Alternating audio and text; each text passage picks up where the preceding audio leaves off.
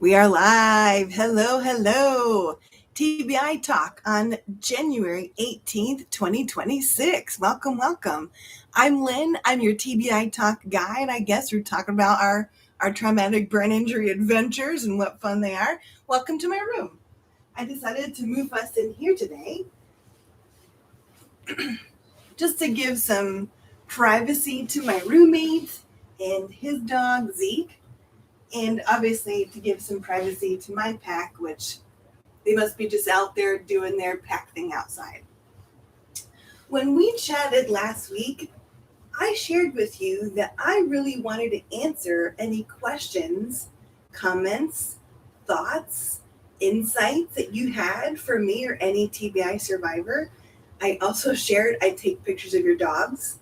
I would really love ideas for how to better pack and smoke my bong because marijuana usage is really relevant for TBI survivors.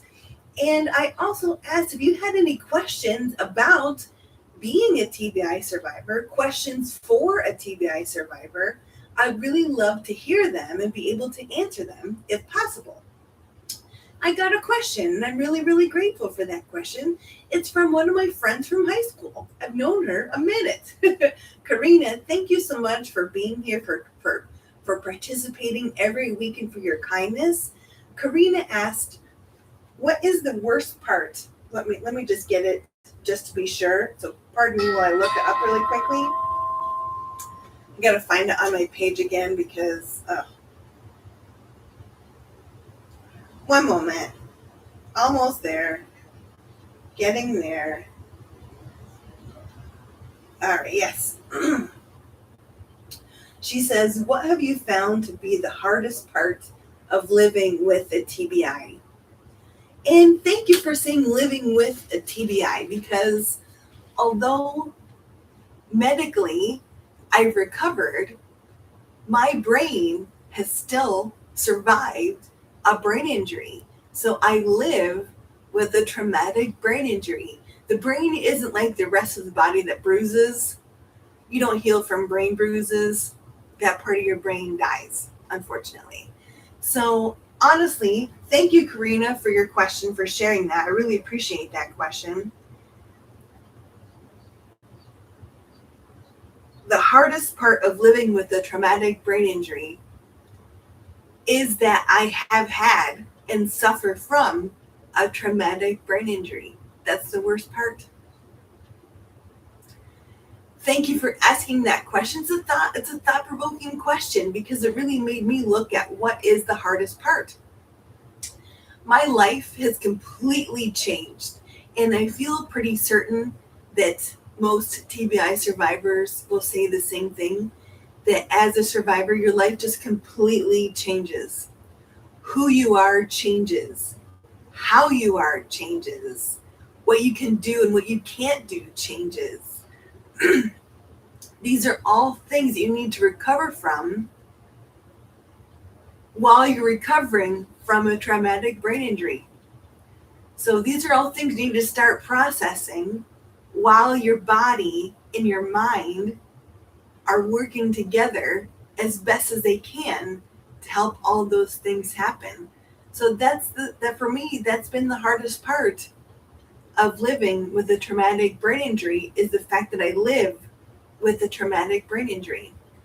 It's the hardest part, but I mean it's also the best part. I get to live. I'm still living. And for that I am so grateful. So while it's a significant part, it's also something that makes me different. It makes me special. And if I'm a TBI survivor who's willing to talk about having a TBI, then that makes me super rare. I am grateful that I have this kind of unique perspective on my traumatic brain injury.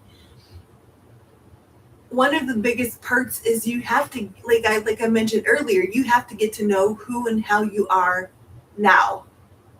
Because there was the way it was done before your TBI, and then the way it's done after your TBI. And it's nice to think about what before was like. Before for me was good. I had a good life. I was busy. I had a great career. I had great friends. I was so social and busy. I was a DJ before COVID-19 took over. I was a party and wedding DJ, so that was really fun to communicate and party with all those people. And all of those roles are roles that I've shed because my traumatic brain injury took away my vision, part of my vision, made me visually disabled. My traumatic brain injury also made me mentally disabled. And that I think is a big part is the fact that I am now a mentally disabled American citizen. And that is something that you need to make peace with in your own individual unique way. It's not ideal. I mean, nobody really, I shouldn't say that because it's not really exactly true, but it is a challenge living with a disability, but it's a challenge that I am willing to take on whenever I am asked to. So yes. And I think one of the other great things about being a traumatic brain injury survivor is the network of support that we find from other brain injury sort of media outlets. I happen to follow on Facebook a couple of TBI themed um, support pages.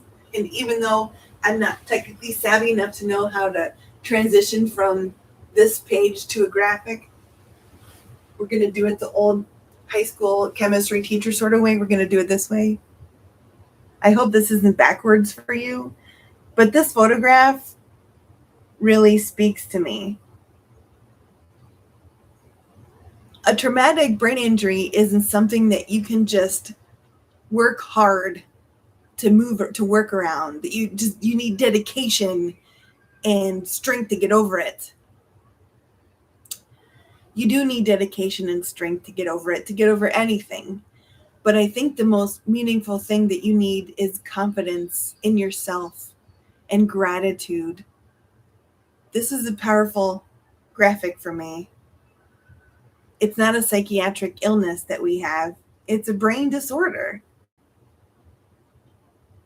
And we live, we survive, we carry on because we are badass mofos and we survive traumatic brain injuries.